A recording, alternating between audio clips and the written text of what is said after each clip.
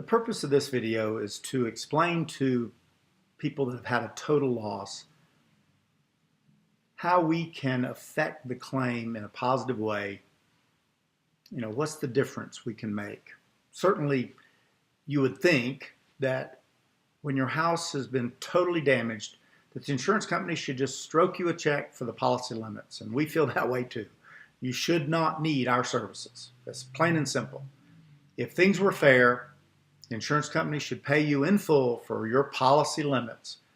And you should not need the services of someone outside like us to take care of that for you. Unfortunately, that's not what happens in the real world. Let's say that you have policy limits of, make it easy, $500,000. You would think you'd get a check for $500,000 plus any extra coverages you might have for code upgrades and debris removal and things like this. Unfortunately, what happens is the insurance adjuster comes out and he takes the position that, well, maybe the agent that wrote your policy should not have written it for $500,000. And he takes the position that he measures your property, he measures the damage, and he puts a multiplier to it, and he comes up with that the agent should have only insured your property for $400,000. So that's the first problem, is the valuation of your property and what the replacement cost is, because he's going to apply a depreciation to some number. And if he applies it to some number that he came up with, then you're going to get less money. It's that simple. What we do is we come in and we value your property not even at what your policy says, but we evaluate your property at what the full replacement cost of your policy is. And maybe the full replacement cost, including the demolition, including code upgrades, that evaluation, we proved that your property is worth $600,000. Well, now the depreciation is applied to that $600,000, which means that even with the depreciated value, you still get your policy limits. The next problem is that the depreciation itself, in many states, it is allowed for the insurance company to apply depreciation until you actually do the work. But that depreciation should not just be 25 or 30 or 55% across the board. I mean, that's not fair. During our evaluation of your property, we don't just come up with a figure like $600,000 out of thin air. We do a complete evaluation of your property. We know what the concrete value is. We know what the painting value is.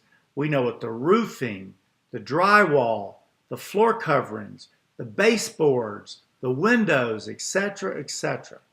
And we put a value to each one of those categories. And then we can depreciate each category. An example. Concrete, you don't depreciate. It's the same value today as it will be 50 years from now. It doesn't devaluate. It's not something you can depreciate. So it has a zero depreciation.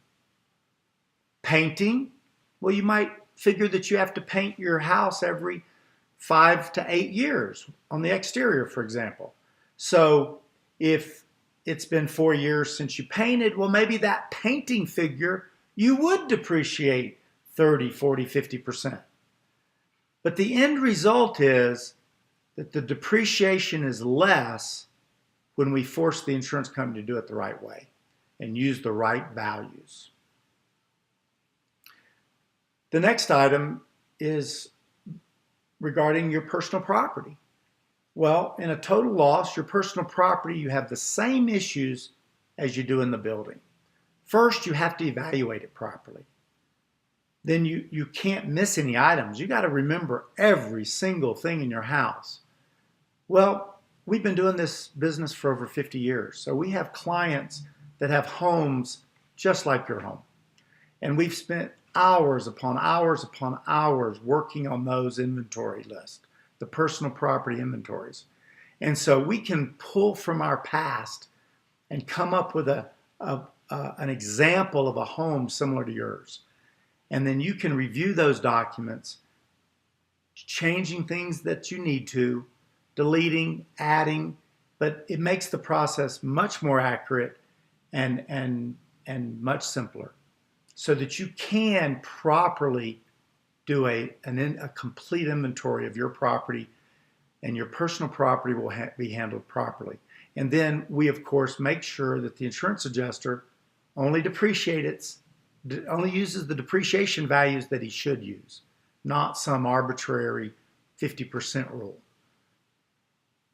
So these are major issues that we can affect. The last component in an insurance claim is the additional living expenses. Many times insurance companies try to get you to stay in a home, a temporary situation that's nowhere close to what you were living in before the fire. You are entitled to live in an equal home to what you were living in. And if that means you have to stay in a hotel because there's nothing in the area, but you should be staying at the Ritz-Carlton or the Broadmoor Biltmore or whatever the fancy hotel is to stay in an equal place, then that's what you're entitled to.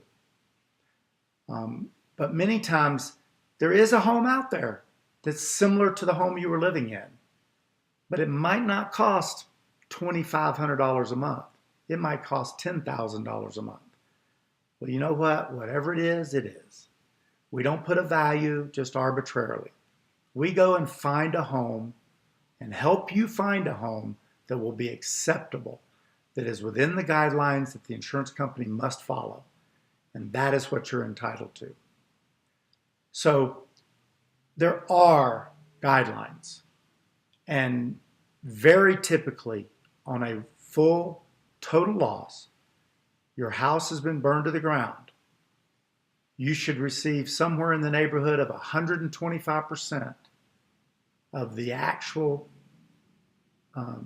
amount declared on your declarations page for the building.